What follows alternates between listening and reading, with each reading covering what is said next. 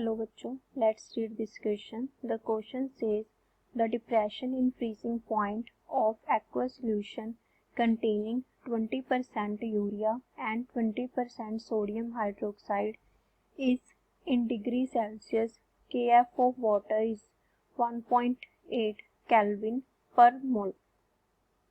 अब हमारे पास क्वेश्चन में बात हो रही है डिप्रेशन इन फ्रीजिंग पॉइंट की, तो हमारा इस क्वेश्चन का जो की कंसेप्ट है वो आ जाएगा depression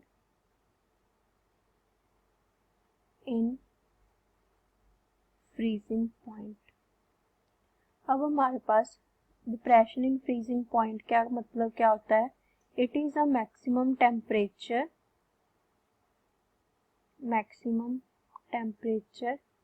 at which substance freezes।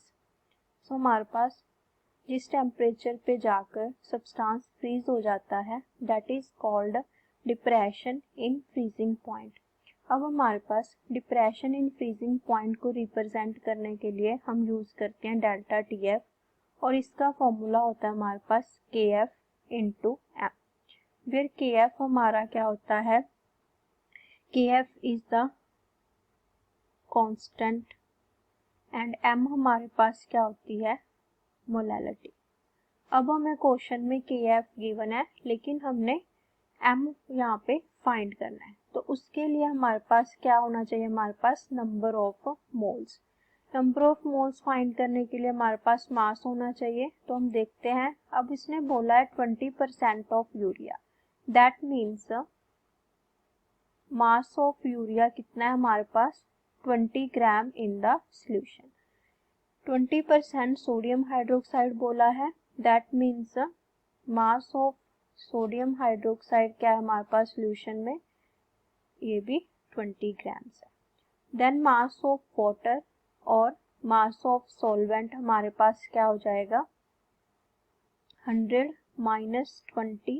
-20 कितना आ गया हमारा? 60 ग्राम्स।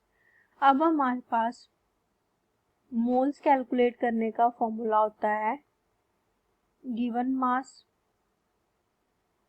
Upon atomic mass. सबसे पहले हम मोल्स कैलकुलेट करेंगे यूरिया के। गिवन मास कितना हमारे पास? 20। एटॉमिक मास होता है यूरिया का 60, तो हमारे पास आ गया 1.3 0.266 मोल्स। अब हमारे पास यूरिया एक कॉम्प्लेक्स कंपाउंड है, सो ये आयंस की फॉर्म में डिसोसिएट नहीं होता, तो ये हमारे इसके नंबर ऑफ मोल्स आ गए। अब हमने देखना है नंबर ऑफ मोल्स किसके? सोडियम हाइड्रोक्साइड के।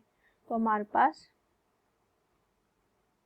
मोल्स ऑफ सोडियम हाइड्रोक्साइड, अब हमारे पास कितना मास गिवन है इसका? 20 अपॉन इसका एटॉमिक मास होता है 40.5, तो हमारे पास ये आ गया मोल्स। अब सोडियम हाइड्रोक्साइड है वो 2 आयंस की फॉर्म में डिसोसिएट होता है, Na positive and OH negative. तो ये तो एक के मोल्स हैं, तो 2 के क्या हो जाएंगे? That means total moles sodium hydroxide के क्या हो जाएंगे हमारे पास? 2 × 20 अपॉन 40.5। इसे कैलकुलेट करेंगे तो हमारे पास आएगा 0.987। अब हमारे पास टोटल मोल्स ऑफ सॉल्यूशन कितने आएंगे? सॉल्यूशन में कितने टोटल मोल्स प्रेजेंट है? यूरिया के number of moles plus NaOH के। तो यूरिया के हमारे पास आए थे, देख लेते हैं हम कितने आए थे, 0.266,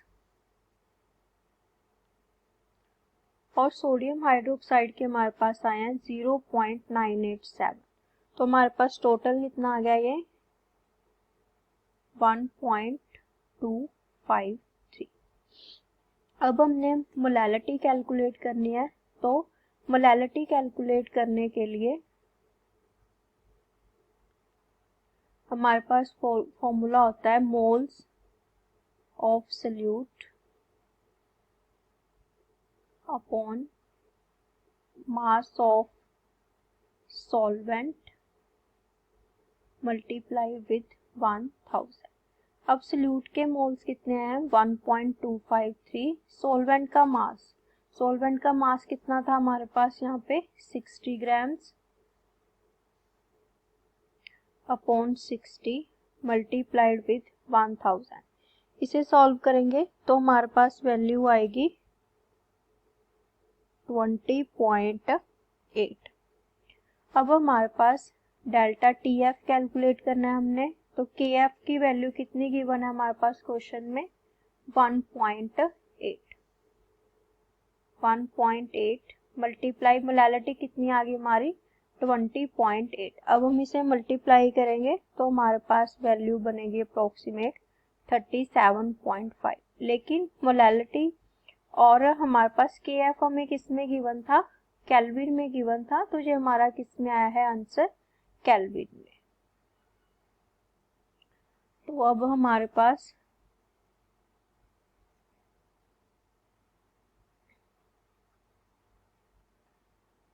फ्रीजिंग पॉइंट आएगा 273 minus 37.5 is equal to 242.706 kelvin. तो ये हमारा फ्रीजिंग पॉइंट है और ये हमारा डेल्टा टी एफ है। अब हमारा फ्रीजिंग पॉइंट हमें किस में चाहिए सेल्सियस में, तो सेल्सियस में कैलकुलेट कैसे करते हैं हम केल्विन में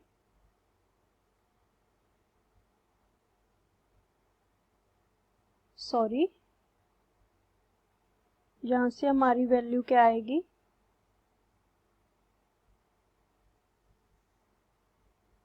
यहाँ से हमारी वैल्यू आएगी 235.5 kelvin.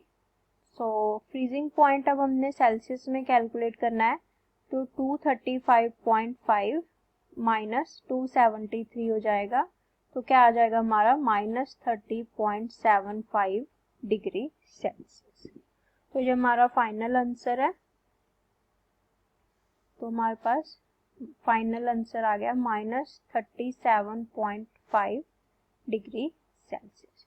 Hope you understand. Best of luck.